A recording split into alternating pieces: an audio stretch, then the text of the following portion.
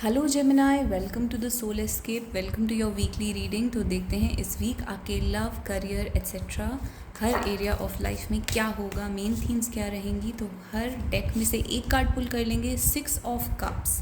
6 of cups दिखाता है बच्चों को, इनोसेंस को, love, past life lovers, flirt. तो 6 ऑफ कप्स जो है वो फ्लर्टिंग को भी दिखाता है और फ्लर्ट का कार्ड आ गया है आपके लिए। तो फ्लर्टेशन इम्पॉर्टेंट है आपके रिलेशनशिप के अंदर। आपके पर्सन जो है वो फ्लर्टेशन से बहुत ज़्यादा इन्फ्लुएंस होते हैं। हर्मिट का कार्ड आया है, अकेले हो सकते हैं इस टाइम पर आप। पहले हम सारे कार्ड्स निकालेंगे और उसके बाद देखेंगे। 4 ऑफ कप्स आपके लिए आ गया है। फिश बोल में से एक कार्ड निकाल लेते हैं। 1 card from the fish bowl. Demon का कार्ड आपके लिए आया है। Be careful of what you are getting yourself into. And some cards from the handmade deck. You have a special place in my heart no one else can have. Trust का card आया है and conflict का card आया है। External circumstances affect this situation.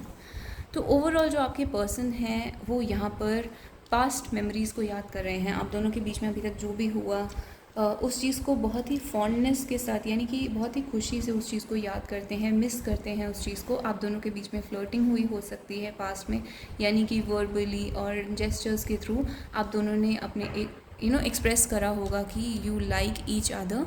और उस चीज़ को आपके पर्सन जो हैं बहुत मिस करते हैं, उस चीज़ के बारे में सोचते हैं। वो मोमेंट्स उनके लिए बहुत ही प्रेशियस थे।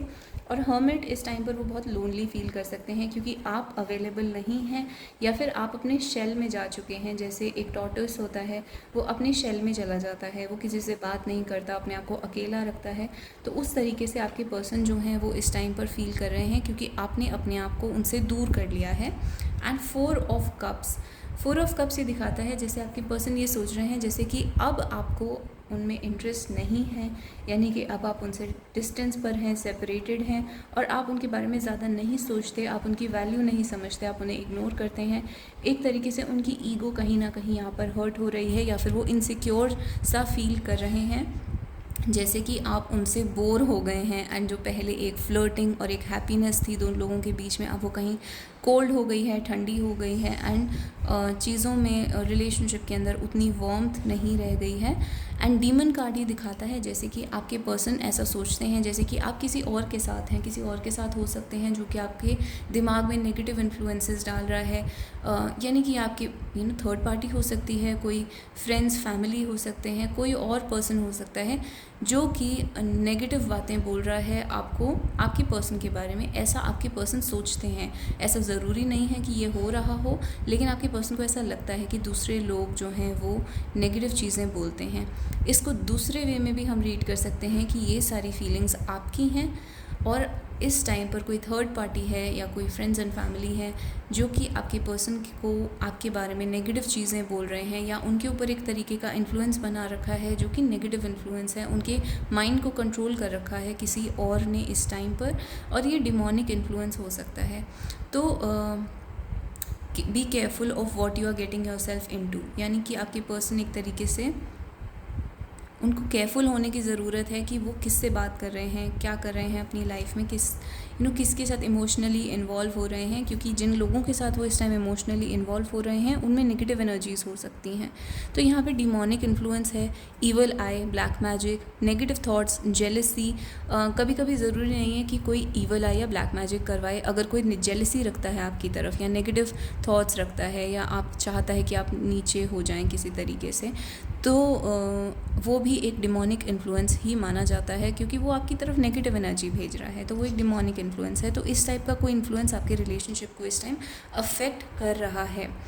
आपके पर्सन कह रहे हैं that you have a special place in my heart no one else could ever have, यानी कि जो आपकी जगह है अपने पर्सन के लिए वो एक बहुत ही स्पेशल जगह है उनकी फीलिंग्स में, और वो कभी भी कोई और रिप्लेस नहीं कर सकता, यानी आपकी जगह कोई और नहीं ले सकता।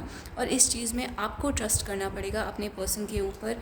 You will have to trust your person, और वो चाहते हैं एक तरीके से कि आप उन पर ट्रस्ट करें। तो ये उनका मैसेज है आपके लिए। और दूसरी चीज़ जो आपसे कहना चाहते हैं कि external circumstances are affecting this situation, यानी कि उनकी फीलिंग्स में कोई कमी नहीं है आपके लिए, लेकिन जो एक्सटर्नल सर्कमस्टांसेस हैं, जो सिचुएशन बनी हुई है, जो इस टाइम हालात बने हुए हैं उनकी लाइफ में, वो जो एक्सटर्नल सर्कमस्टांसेस हैं वो इस सिचुएशन को ख़राब कर रहे हैं और कॉन्फ्लिक्ट हो सकता है, यानी कि डीमन का कार्ड भी यही दिखाता है। थर्ड पार्टी हो सकती है या फिर दो लोगों के बीच में आपस में कोई कॉन्फ्लिक्ट हो सकता है, लड़ाई हो सकती है, और इन लड़ाइयों का कारण जो है वो नेगेटिव एनर्जीज़ हैं।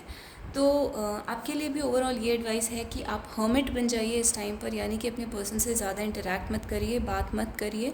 फ्लर्टिंग वगैरह जो भी है वो आप उसको अभी होल्ड बैक करिए, पास्ट में रहने दीजिए, क्योंकि आपके पर्सन उसकी वजह से आपको ज़्यादा मिस करेंगे और आपकी वैल्यू रियलाइज़ करेंगे। आपको इस टाइम अपने शेल में रहना है, अकेले रहना है, और आपको ऐसे एक्ट करना है जैसे आपको अपने पर्सन से कोई फ़र्क नहीं पड़ता और आप कहीं ना कहीं उनसे बोर हो चुके हैं, उनके बिहेवियर से बोर हो चुके हैं। यानी कि स्पेशली अगर आप सेपरेटेड हैं और आपके पर्सन आपको वैल्यू नहीं करते हैं, तो ओवरऑल आपके लिए ये एडवाइस है कि आपको ऐसे एक्ट करना है जैसे कि आप बोर्ड हैं इस टाइम पर उनसे, so you don't want them in your life any more. ऐसे आपको अपने पर्सन के सामने एक्ट करना है। तो ये जो भी एडवाइस आया है वो मैं आपको बता रही हूँ। And definitely your person is missing old times, और वो सोच रहे हैं कि फ्यूचर में कैसे वो सब कुछ दोबारा रिक्रिएट हो सके, दोबारा वो सारी चीज़ें हो सकें जो पहले आप दोनों के बीच में होती थी, और वो चीज़ उनको बहुत ज़्यादा they think about this a lot, वो बहुत ज़्यादा सोचते हैं इस चीज़ के बारे में। तो अब हम कुछ अल्फ़ाबेट्स निकाल लेते हैं, initials.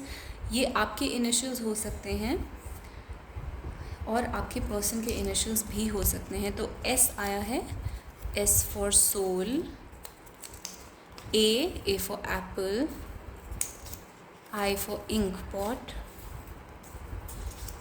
T for toddler, I for ink pot, A for apple, K for kite. We have M या W, M for monkey, W for water. We have M and W again. We have N या Z, N for nest, Z for zebra. We have O for orange.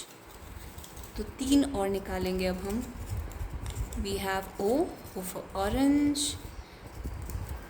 We have W, M,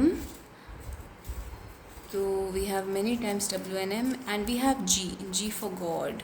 तो ये आपके person के initials हो सकते हैं, आपके initials हो सकते हैं, या फिर जो भी आपकी लाइफ में इम्पॉर्टेंट चीज़ें हैं। फॉर एग्जांपल आप किसी कैफ़े रेस्टोरेंट में मिलते हैं, उसका अल्फ़ाबेट ये हो सकता है। तो अगर ये आपके साथ मैच करते हैं तो ये रीडिंग डेफिनेटली आपके लिए है। अदरवाइज़ भी ये रीडिंग आपके लिए है, but this is always an extra confirmation. तो अगर आपको ये रीडिंग अच्छी लगी तो आप मुझे कमेंट्स में हार्ट या स्टार दे सकते हैं, मेरे चैनल को सब्सक्राइब कर सकते हैं, वीडियो को लाइक कर सकते हैं, और इस टाइप की और रीडिंग्स हम लाते रहते हैं। तो please subscribe to the channel. I hope to see you next week with a weekly reading, and you can also ask your questions in the comment box down below. I'll see you guys next week. Till then, bye bye and take care.